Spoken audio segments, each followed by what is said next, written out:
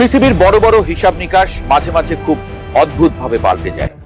যুদ্ধের ময়দানে কাগজের হিসাব আর বাস্তবের হিসাব যে সব সময় মেলে না, ইসরায়েল এবং আমেরিকা এই মুহূর্তে সম্ভবত সেই পুরনো সত্যটাই নতুন করে শিখছে।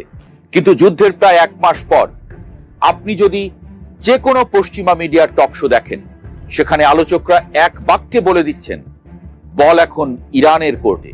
বাস্তবেও দেখা যাচ্ছে সব দিক থেকে সুখবর পাচ্ছে ইরান। একদিকে ইসরায়েলের প্রতিরক্ষা ব্যবস্থা দিন দিন ভেঙে পড়ছে, অন্যদিকে ইসরায়েলি আবার স্বীকার করছে ইরান অবিশ্বাস্য দ্রুত গতিতে তাদের মিসাইল উৎপাদন ব্যবস্থা সচল করে ফেলেছে। হরমুজ প্রণালীর পুরো নিয়ন্ত্রণ ইরানের হাতে। আর যুদ্ধ বন্ধ করতে মরিয়া ডোনাল্ড ট্রাম্প স্বীকার যাচ্ছেন যুদ্ধে আসতে তাকে রীতিমতো ব্যবহার করেছে ইসরায়েল। চারদিকের ঘটনা প্রবাহ দেখলে মনে হতে পারে একটা অদৃশ্য সুতোর টানে বিশাল এক সাম্রাজ্যের অহংকার ধীরে ধীরে খসে পড়ছে। শুরু করা যাক ইসরায়েলের ভেতরকার অবস্থা দিয়ে। ইসরায়েলি সামরিক বাহিনী, যাদেরকে বলা হতো মধ্যপ্রাচ্যের অজেয় শক্তি, তারা এখন ভেতর থেকে ধসে পড়ার আতঙ্কে ভুগছে। সেনাপ্রধান স্পষ্ট জানিয়ে দিয়েছেন, রিজার্ভ বা অতিরিক্ত বাহিনী আর বেশি দিন এই বহুমুখী যুদ্ধের চাপ সহ্য করতে পারবে না।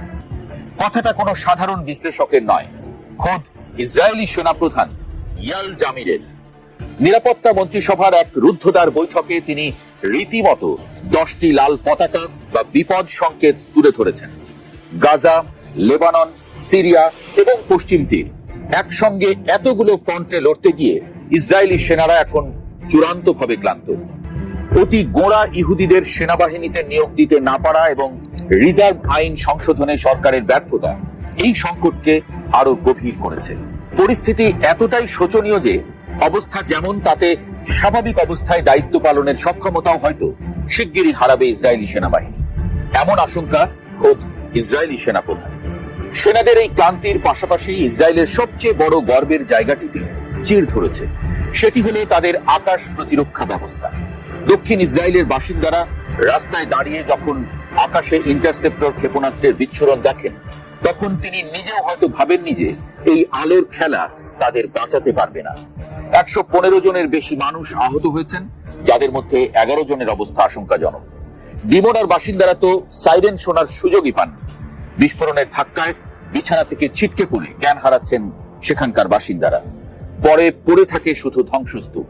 ইসরায়েলি সেনাবাহিনীর মুখপাত্র লেফটেন্যান্ট কর্নেল নাদাব শোশানি দাবি করেছেন যে তাদের প্রতিরক্ষা ব্যবস্থা 92% সফল। কিন্তু ডিমোনার মতো পারমাণবিক স্থাপনা থাকা শহরে এই বাকি 8% ব্যর্থতা যে কতটা ভয়াবহ হতে পারে তার বলার অপেক্ষা রাখে না। ইরানের পার্লামেন্টের স্পিকার মোহাম্মদ বাঘের গালিবাফ তো ঘোষণা দিয়েই দিয়েছেন, ইসরায়েলের আকাশ এখন অরক্ষিত। সেটাই প্রমাণ হচ্ছে এখন। ডেভিড স্লিং এর দাম $7 লাখ, আর আয়রন ডোমের প্রতিটি ইন্টারসেপ্টরের খরচ $50,000 থেকে $70,000। সেখানে ব্যাকআপ হিসেবে থাকা মার্কিন থার্ড ব্যবস্থার এক একটি ইন্টারসেপ্টরের দাম প্রায় $1.5 কোটি। মাত্র 2 দিনেই পেন্টাগন $560 কোটি গোলা বারুদ পুড়িয়ে ফেলেছে। ইসরায়েলি কর্মকর্তারা স্বীকার করেছেন, যুদ্ধের আগে ইরানের মজুতে 2,500 ক্ষেপণাস্ত্র ছিল। ইসরায়েলি হামলায় তা 1,500-এর নিচে নেমে এলেও ইরান অবিশ্বাস্য দ্রুতগতিতে তাদের উৎপাদন ব্যবস্থা সচল করে ফেলেছে। ইসরায়েলের পক্ষে একযোগে 3 থেকে 5,000 ক্ষেপণাস্ত্রের আঘাত সামলানো অসম্ভব। শুধু ইসরায়েলি নয়, ইরানের এই নতুন শক্তির আঁচ সরাসরি গিয়ে লেগেছে পরাশক্তি আমেরিকার গায়ে। এর আগে ইরাকের আকাশে এই ধরনের একটি উড়োজাহাজ বিধ্বস্ত হয়ে 6 মার্কিন ক্রু নিহত হওয়ার ঘটনা ঘটেছিল। তবে পশ্চিমা বিশ্বকে সবচেয়ে বড় ধাক্কাটা ইরান দিয়েছে সেদিন, যেদিন ভারত মহাসাগরে অবস্থিত যুক্তরাষ্ট্র এবং যুক্তরাজ্যের যৌথ সামরিক ঘাঁটি ডিয়েগো গার্সিয়াকে লক্ষ্য করে ইরান ক্ষেপণাস্ত্র ছুড়েছে। এমনটা দাবি খোদ মার্কিন বঙ্গের। 4,000 মাইল দূরের এই ঘাঁটিতে সেই হামলা চালানোর চেষ্টা প্রমাণ করেছে ইরানের হাতে এখন এমন সব অস্ত্র রয়েছে যার আওতায় ইউরোপের বড় বড় শহরগুলো চলে এসেছে। বিশেষজ্ঞরা বলছেন, যে দেশ মহাকাশে স্যাটেলাইট পাঠানোর যান তৈরি করতে পারে, তাদের কাছে কয়েক হাজার মাইল দূরে নিখুঁত হামলা চালানো কোনো অসম্ভব ব্যাপার নয়।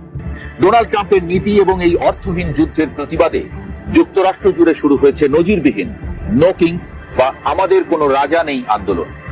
দেশের 50টি অঙ্গরাজ্যের 3,200-র বেশি শহরে লাখো মানুষ রাস্তায় নেমেছে। জেন ফন্ডা, জন বাইজের মতো প্রবীণ শিল্পীরা এই ফ্যাসিবাদী আচরণের বিরুদ্ধে রুখে দাঁড়িয়েছেন। জীবনযাত্রার ব্যয় বৃদ্ধি এবং একটি অবৈধ যুদ্ধের জাঁতাকলে পিষ্ট মার্কিন নাগরিকরা ট্রাম্প প্রশাসনকে পরিষ্কার বার্তা দিচ্ছেন। নভেম্বরের মধ্যবর্তী নির্বাচনের আগে এই গণবিক্ষোভ ট্রাম্পের জন্য এক বিশাল মাথা ব্যথার কারণ হয়ে দাঁড়িয়েছে। ট্রাম্প এবার হাড়ে হাড়ে টের পাচ্ছে বুড়ো হাড়ের ব্যথা কেমন লাগে। অন্যদিকে ইরানেও যে সব শান্ত তা নয়। যুদ্ধের কারণে ইতোমধ্যে দেশটির 1900 মানুষ নিহত এবং 20,000 আহত হয়েছেন।